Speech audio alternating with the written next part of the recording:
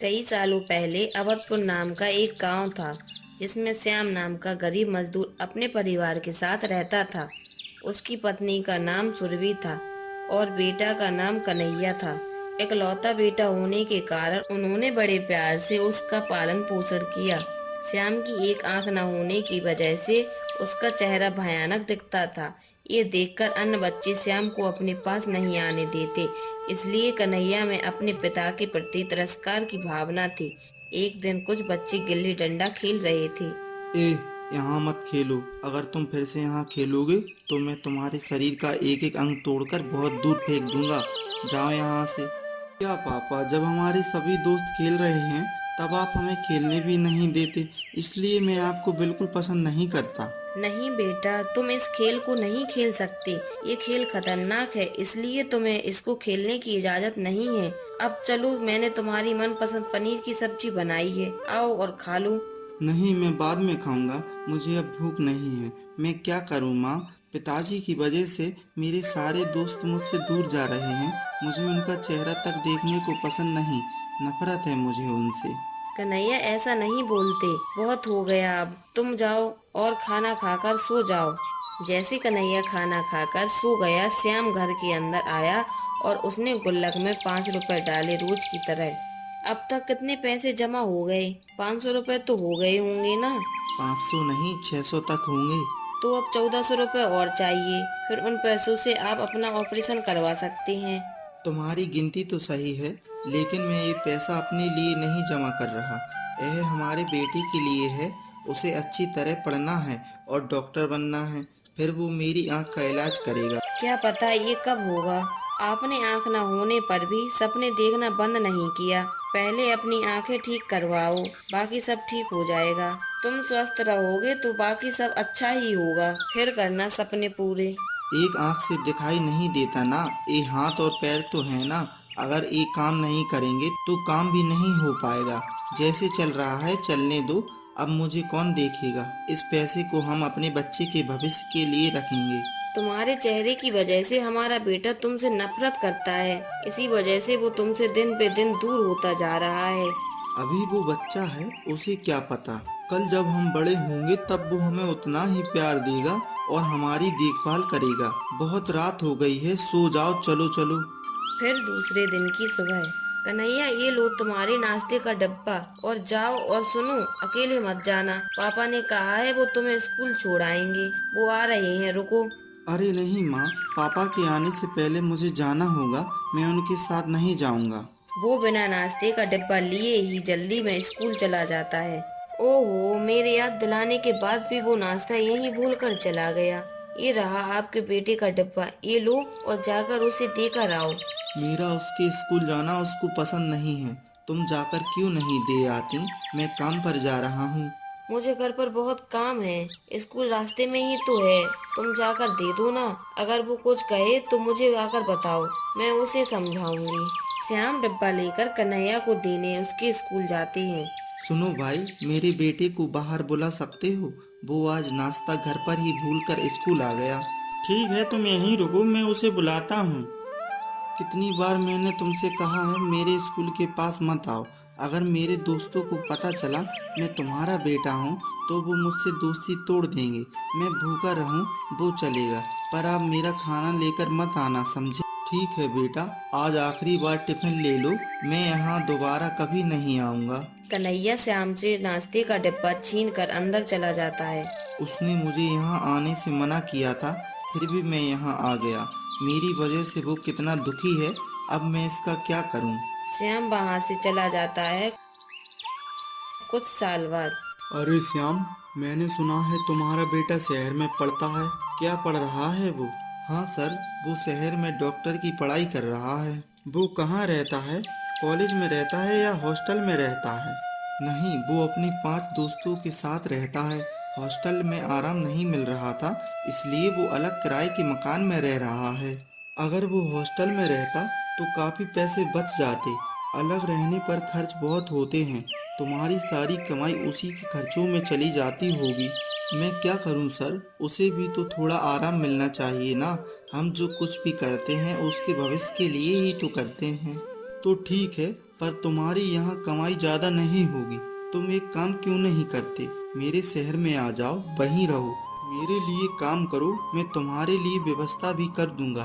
तुम वहाँ अच्छे पैसे कमा सकते हो, बाकी तुम्हारी मर्जी। इस बारे में मैं अपनी पत्नी से बात करूंगा सेठ जी। श्याम अपनी पत्नी को सेठ जी से हुई बात के बारे में बताते हैं। ठीक है, हम जाएंगे, 5 रुपए भी ज्यादा मिल जाएं तो हमारा ही फायदा है। उन्होंने कहा कि रहने की जगह भी देंगे और हमारा बेटा भी तो शहर में ही है। मैंने सोचा था तुम शायद जाने के लिए मना करोगी। अगर तुम हाँ कहती हो तो चलो शहर चलते हैं, मुझे कोई दिक्कत नहीं है। मैं रामदास सेठ को बता देता हूँ कि हम 2 दिन में आ रहे हैं। वे दोनों शहर जाकर रामदास सेठ के पास काम में लग जाते हैं।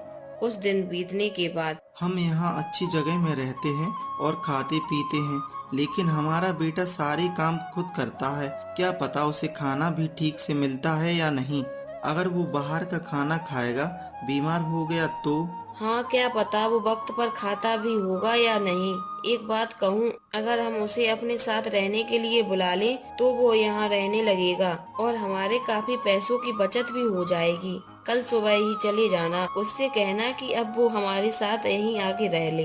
अगले दिन श्याम कन्हैया को घर लेने के लिए जाता है।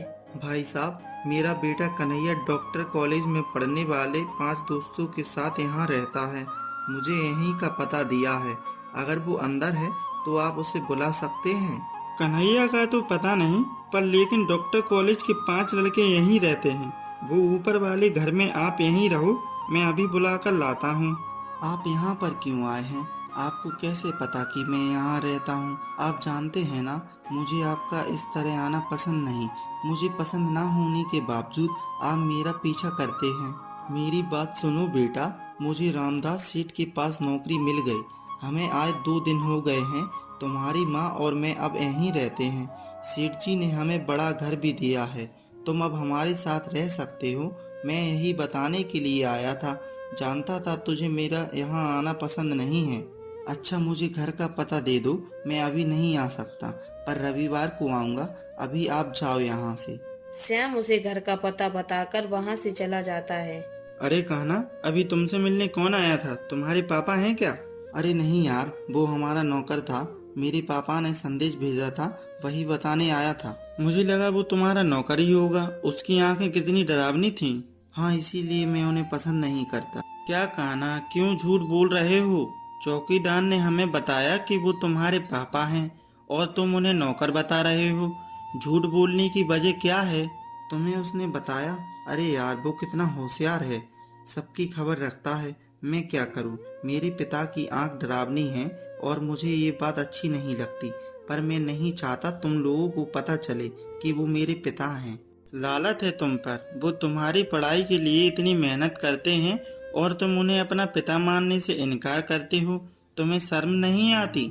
महीना खत्म होते ही खर्च और फीस के पैसे उनसे मांगते हो। समझ में नहीं आता मैं तुमसे क्या कहूँ। मैंने तुम्हें अब तक कितना सम्मान दिया, ये सोचकर तुम कितने अच्छे हो, पर आज से हमारी दोस्ती खत्म। ठीक है, तुम्हारी मर्जी, तुम दूर रहो, ये मेरा निजी मामला है। 2 दिन बीतने के बाद कन्हैया माता पिता से मिलने के लिए उसी पते पर पहुंचता है। जाते ही चिल्लाता है, कहा था ना मैंने, मेरा पीछा मत करना, पर तुम मेरी बात मत सुनो। आपकी वजह से मैंने एक बार अपना दोस्त खो दिया। सब मेरा मजाक उड़ाते हैं। तुम्हारा बाप अंधा है, मेरे पास फिर कभी नहीं आना। कन्हैया पागल हो गए हो क्या? अपने पिता के साथ ऐसा बर्ताव क्यों कर रहे हो? हम दोनों को हर दिन तुम्हारी चिंता लगी रहती है और तुम हो कि वो फिक्र कर रहे थे, इसलिए मैंने उन्हें तुम्हें लेने के लिए भेजा था। हाँ तो आ गया मैं, देख लिया ना मुझे, ठीक हूँ ना, मैं जा रहा हूँ। पापा को कभी मत भेजना। कहाँ जा रहे हो? हमने तुम्हें यहाँ हमारे साथ रहने के लिए बुलाया है। अगर तुम वहाँ अकेले रहोगे तो हमें और खर्च करना पड़ेगा। एक बार तो सोचो हमें कितनी मुश्किल होती होगी, और तुम हो कि बिना कुछ सोचे समझे बोलते ही जा रहे हो। जरा तो लिहाज करो हमारी परेशानी का। मैं यहाँ पर नहीं रह सकता माँ, मेरा कॉलेज यहाँ से बहुत दूर है। मेरे लिए यहाँ से जाना मुश्किल होगा। अभी 1 साल और है, फिर मेरी पढ़ाई खत्म हो जाएगी। तुम चाहो तो हर रविवार मैं आपको मिलने आ सकता हूँ। वो अपने माता पिता के साथ नहीं रहना चाहता और वहाँ से चला जाता है। 1 साल बाद वो अपनी पढ़ाई पूरी करता है और मुंबई में अच्छी नौकरी पाकर वहाँ चला जाता है। मेरी बात सुनो, हमारे कन्हैया की नौकरी को 6 साल हो गए। वो चिट्ठी नहीं लिख रहा और यहाँ भी नहीं आ रहा। क्या पता वो कैसा होगा, क्या खा रहा होगा, कुछ नहीं पता। हम जाना चाहें भी तो कैसे? हम तो ये भी नहीं जानते वो कहाँ रहता है, कहाँ काम करता है। बस वो अगर ठीक है तो हमारे लिए यही काफी है। शायद उसे छुट्टी नहीं मिलती होगी। मैं सोच रहा हूँ अगर हम में से कोई बीमार हो गया तो उसे खबर मिलेगी भी या नहीं। नहीं नहीं, ऐसा कुछ नहीं होगा। आप सब्र रखिए, वो जरूर लौट आएगा, मुझे यकीन है। तो एक दिन जब श्याम काम से घर लौट रहा था, कन्हैया का दोस्त नरेश उससे मिला। क्या आप हमारी कान्हा के पिता हैं? हाँ, क्या आप हमारे बेटे कन्हैया को जानते हैं? हम दोनों साथ में पढ़ते थे और बाकी 3 दोस्त के साथ एक ही घर में रहते थे। जब आप वहाँ आए थे मैंने आपको देखा था। अब कैसा है कान्हा? पता नहीं बेटा, हमें मिले हुए पूरे 6 साल हो गए। वो यह कहकर मुंबई निकल गया कि उसे नौकरी मिल गई है। उसके बाद वो फिर नहीं आया, एक भी खत नहीं लिखा उसने। क्या? उसे तो मुंबई से आए हुए पूरे 4 साल हो चुके हैं। उसकी तो शादी भी हो गई और एक 3 साल का बेटा भी है। अब वो इसी शहर में रहता है, क्या आप नहीं जानते? वो यहाँ वापस आ गया, शादी भी कर ली। ये सब बेटा हमें नहीं पता। तो उसने आपको कुछ भी नहीं बताया? मतलब वो अभी भी नहीं बदला? आइए मैं आपको उसके घर ले चलता हूँ। नरेश श्याम को कन्हैया का घर दिखाता है और चला जाता है। श्याम दुखी होकर घर पहुंचता है और अपनी पत्नी सुरभि को बताता है। वो इसी शहर में रहता है और हमें एक बार भी देखना नहीं चाहता और हमें हमेशा इस बात की चिंता रहती है कि वो कैसा होगा, क्या कर रहा होगा, किन हालात में होगा, लेकिन उसे हमारी बिल्कुल चिंता नहीं है। पर हमें कैसे पता चलेगा कि हकीकत में क्या हुआ? जाओ और हमारी बहू को घर ले आओ। तुमने कहा उसका एक बेटा भी है ना, मैं उसे देखना चाहती हूँ। क्या तुम उसके घर जाओगे? जाना तो मैं भी चाहता हूँ, लेकिन वो मुझे देखकर बहुत गुस्सा हो जाता है। मैं किस मुंह से जाऊँ और कैसे बात करूँ? अगर वो पूछेगा कि मैं फिर क्यों आया तो मैं क्या जवाब दूंगा? मेरी बात सुनो, इस बार मेरी जगह तुम जाओ, तब पता चलेगा क्या माजरा है। तब वो छोटा था, तब उसे पूरी समझ नहीं थी। अब वो बड़ा हो गया है और बाप भी बन गया है। अब तो वो बदल गया होगा। अब मेरी बात मानो और जाओ, सब कुछ ठीक हो जाएगा। वो अब ऐसा कुछ नहीं करेगा जिससे आपको दुख हो। मेरी बात मानो, अब जाओ ना।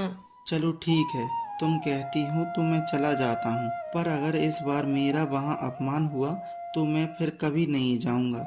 अपनी पत्नी से लड़ने में असमर्थ श्याम कन्हैया के घर जाता है। कन्हैया का बेटा श्याम को देखकर डर के मारे रोने लगता है। क्या हुआ बेटा, क्यों रो रहे हो? डरो मत बेटा, तुम अंदर जाओ। कैसे हो कन्हैया बेटा? कितने साल बीत गए तुम्हें देखे हुए। तुम्हारी माँ तुम्हें देखना चाहती है। अजीब बात है, तुम्हें अभी पता चल गया कि मैं यहाँ रहता हूँ। तुम मेरा पीछा क्यों नहीं छोड़ देते हो? देखो मेरा बेटा भी देखकर कितना डर गया। कितनी बार तुमसे कहा है यहाँ मत आया करो, पर तुम नहीं समझते। माँ से कहो मैं वहाँ कभी नहीं आऊँगा। अब चले जाओ यहाँ, फिर कभी मत आना।